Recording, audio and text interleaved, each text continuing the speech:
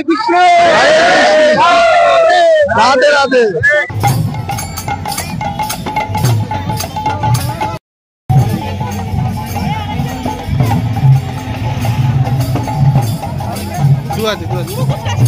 हरे राम राम राम हरे हरे।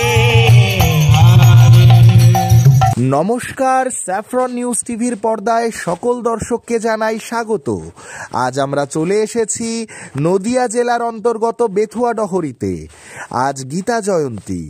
অজ্ঞানতার অন্ধকারে নিমজ্জিত ধরাধামে আজ থেকে প্রায় ৫,৫০০ বছর আগে এই দিনেই কুরুক্ষেত্রের পাবন ভূমিতে মুক্তি এবং জ্ঞানের আলোকবর্তিকা রূপে ভগবান শ্রীকৃষ্ণের মুখনিসৃত বাণী আকারে ধরাধামে আগমন ঘটে শ্রীমদ্ ভগবদ গীতার। যুগে যুগে সাধারণ মানুষ থেকে শুরু করে আলবার্ট আইনস্টাইনের মতো মহান মনীষীরাও গীতা জ্ঞানের মধ্য দিয়ে খুঁজে পেয়েছেন জীবনের নানান সমস্যার সমাধান।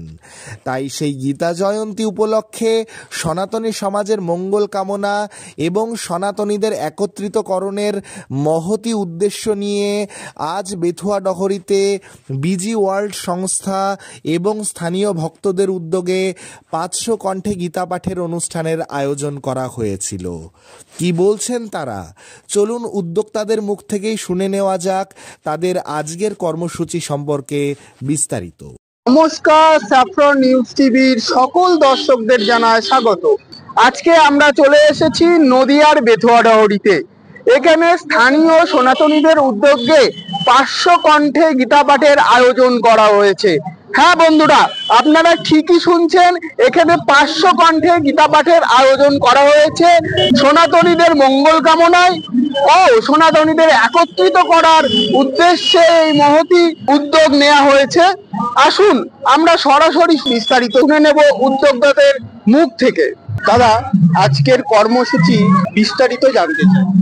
অ্যাকচুয়ালি আজকে গীতা জয়ন্তী উৎসব, মানে ভগবান শ্রীকৃষ্ণ ৫,২০০ বছর আগে কুরুক্ষেত্রের মাঠে অর্জুনকে গীতার জ্ঞান দিয়েছিলেন।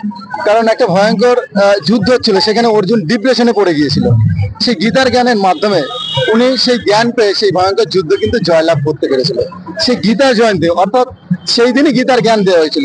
ওই দিন উপলক্ষ করে আমরা ৫০০ কণ্ঠে গীতা পাঠ করতে চলেছি সবাই মিলে একসঙ্গে। আর আমার বিজি ওয়ার্ল্ড নামে একটা ট্রেনিং ইনস্টিটিউট আছে, যেখানে ভগবত গীতা পড়ানো হয়। সেই স্টুডেন্টরা আছে, তাদের গার্জিয়ানরা আছে বা আনুষঙ্গিক আমাদের পরিচিত যারা আছে, সবাই মিলে আমরা ৫০০ কণ্ঠে আজকে গীতা পাঠ করবো, সেই প্রিপারেশন আমাদের চলছে। আজকে যে কর্মসূচি শুধু কি গীতা জয়ন্তী উপলক্ষে না অন্য কোনো কারণ আছে? না, আমাদের অ্যাকচুয়ালি গীতা জয়ন্তী উপলক্ষে তো এটা করাই হয়, অন্য কোনো কারণ তেমন কিছু নেই। কিন্তু ভগবত গীতা এমনই একটা সাবজেক্ট, এটা হচ্ছে ম্যানুয়াল গাইড বুক। প্রতিটা মানুষের জীবনে প্রত্যেকটা প্রশ্নের উত্তর ভগবত গীতায় আছে।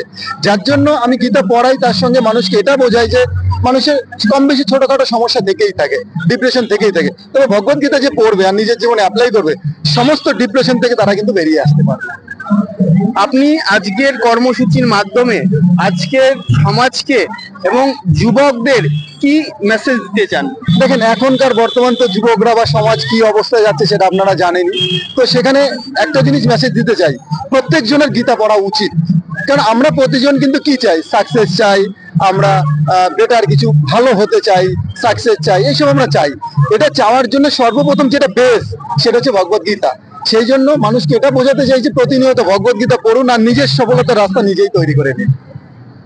আপনাদের পরবর্তী কর্মসূচি কি কি হতে পারে? আমাদের পরবর্তী সব কর্মসূচি বলতে আমরা গীতা জয়ন্তী উৎসবটাই পালন করি। আর আমরা প্রতি সপ্তাহে ভগবত গীতার ক্লাস করাই, সানডে করে 2টো ব্যাচ হয়, মর্নিং এ একটা আর বিকেলে একটা। সারা জীবন এটাকে ফ্রিতেই আমি পড়াই, এখানে কোনো পয়সা নেওয়া হয় না। তো সবাইকে, যারা বাচ্চারা ধরেন দুষ্টুমি করে, যারা একটু কথা শুনতে চায় না, তারা যদি ভগবত গীতা পড়ে তো অনেকটাই তাদের শান্ত হয়ে যায়, তাদের বাবা মার কথা শুনতে কিছু সংস্কার শিখতে পারে। এটাই আমাদের উদ্দেশ্য যুব সমাজের প্রতি। যদি কেউ ভগবত গীতা ক্লাস জয়েন করতে চায় তারা কিভাবে যোগাযোগ করবে? আমাদের প্রথমত যে এখানে আছে ভলেন্টিয়ার টিম আছে, বা আমাদের কাছে আপনাদের একটা বই আছে। এই যে বইটা প্রত্যেকজনকে আমরা একটা করে দিয়েছি। এখানে একটা নাম্বার আছে, ফোন নাম্বার, ফোন করে তারা যোগাযোগ করতে পারে যে আমরা ক্লাসে জয়েন করতে চাই, বা আজকে যারা এসেছে তারাও বলতে পারে। এই যে দেখেন, এই যে নাম্বার সম্পূর্ণ বিনামূল্যে লেখা রয়েছে। আর এই যে নাম্বারটা রয়েছে, এখানে ফোন করলে আপনাদের বিস্তারিত বলে দেবে যে গীতার ক্লাস কখন করা হয়, কিভাবে করানো হয়। আর টোটালি ফ্রি, এখানে কোনো পয়সা নেওয়া হয় না। হরে কৃষ্ণ। রাধে রাধে। যুব সমাজের স্বতঃস্ফূর্ত অংশগ্রহণ এবং সকলের সম্মিলিত প্রয়াসে অনুষ্ঠানটির সফল সমাপন ঘটে। ক্যামেরায় সুরজিৎ দাসের সঙ্গে Priyanath Ghosh, bureau report, saffron news TV.